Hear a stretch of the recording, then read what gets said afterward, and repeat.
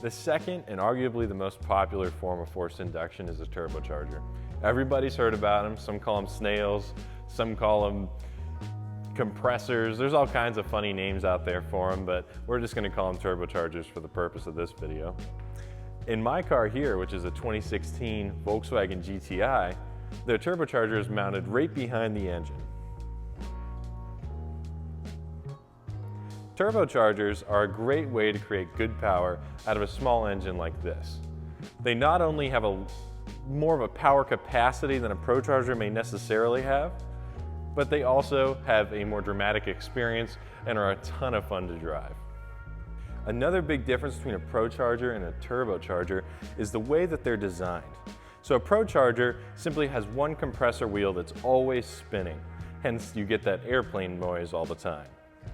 With a turbocharger, you have two sides. You have both a hot side and a cold side.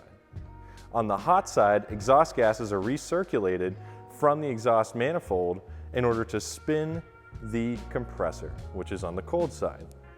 Often you will notice on turbocharged cars that have been driven for any period of time, including my own, that the hot side is typically rusty. That's because this gets red hot under use and will burn off any finish from the factory and have a little bit of oxidation. However, that's nothing that's going to damage it. On the cold side of the turbocharger as well, this is where all the action really happens. From here, air is sent to the engine and compressed so that it allows you to run a more rich air-to-fuel ratio, or more technically, more fuel and more air, making it so you can make more power out of a smaller engine, just like my GTI. Turbochargers also can make the most power, arguably, compared to a ProCharger and a Supercharger. However, they do have problems like lag and maintaining boost between gears.